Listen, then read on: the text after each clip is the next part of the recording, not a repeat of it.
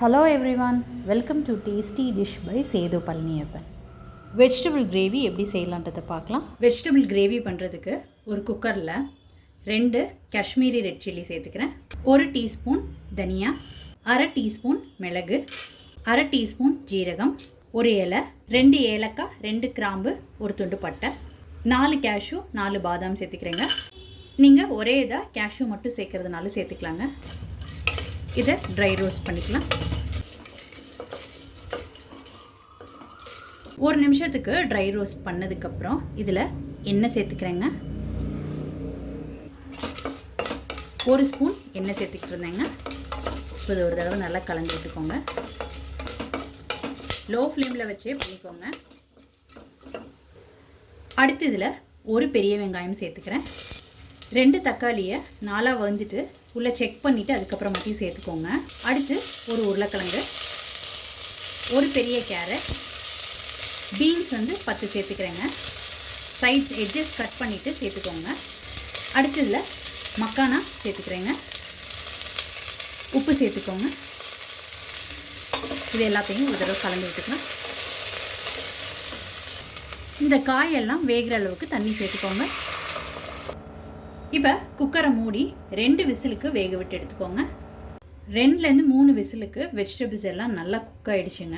இப்போ இது உள்ளே இருந்து பீன்ஸ், கேரட், பொட்டேட்டோவை வெளியில் எடுத்துகிட்டு நல்லா ஆறுனதுக்கப்புறம் கட் பண்ணி வச்சுக்கோங்க.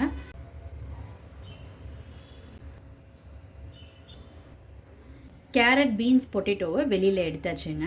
இப்போ இந்த மிக்சரை நல்லா ஆற வச்சுக்கோங்க. ஆற வச்சுட்டு தக்காளியில் உள்ள தோலை நீக்கிட்டு அதுக்கப்புறமாட்டி ஃபைன் பேஸ்ட்டாக அரைச்சி வச்சுக்கோங்க. இப்போ ஒரு கடாயில் எண்ணெய் விட்டுக்கிறேங்க. எண்ணெய் சூடானதுக்கப்புறம் இதில் இஞ்சி பூண்டு பேஸ்ட்டு,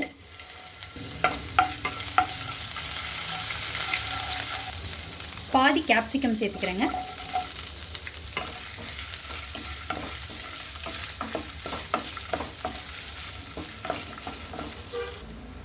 கேப்சிகமை 2 நிமிஷத்துக்கு வதக்கி விட்டுக்கிட்டாச்சுங்க. இப்போ வேக வச்ச வெஜிடபிள்ஸ் கட் பண்ணி வச்சுருக்கிறத சேர்த்துக்கிறேன்.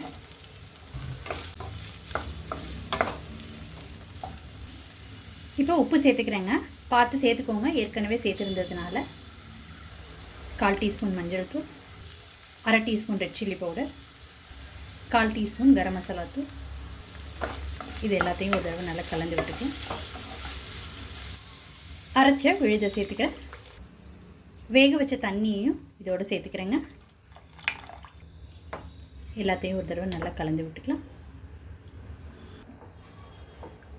இப்போ ஹை ஃப்ளேமில் வச்சுட்டு மூடி போட்டு ஒரு 4லேருந்து 5 நிமிஷத்துக்கு குக் பண்ணிக்கலாங்க.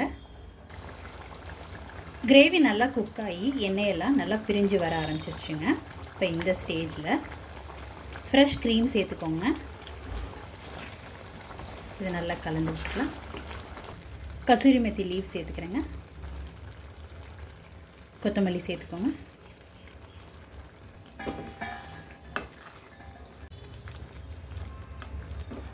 நல்ல ஒரு சூப்பரான வெஜ் கிரேவி ரெடி பண்ணியாச்சுங்க. ஹோட்டல் ஸ்டைல் வெஜ் கிரேவி ரொம்ப சூப்பராக ரெடி பண்ணியாச்சுங்க. இது சப்பாத்தி, பூரி, நான், ரோட்டி, ஃப்ரைட் ரைஸ் எல்லாத்துக்குமே ரொம்ப சூப்பராக இருக்கும். நீங்கள் இந்த ரெசிபி கண்டிப்பாக ட்ரை பண்ணி பாருங்கள். ட்ரை பண்ணிவிட்டு உங்களோட கமெண்ட்ஸை சொல்லுங்கள். உங்களுக்கு இந்த ரெசிபி பிடிச்சிருந்துச்சுன்னா லைக் அண்ட் ஷேர் பண்ணுங்கள். உங்கள் ஃபேமிலி அண்ட் ஃப்ரெண்ட்ஸ்க்கு.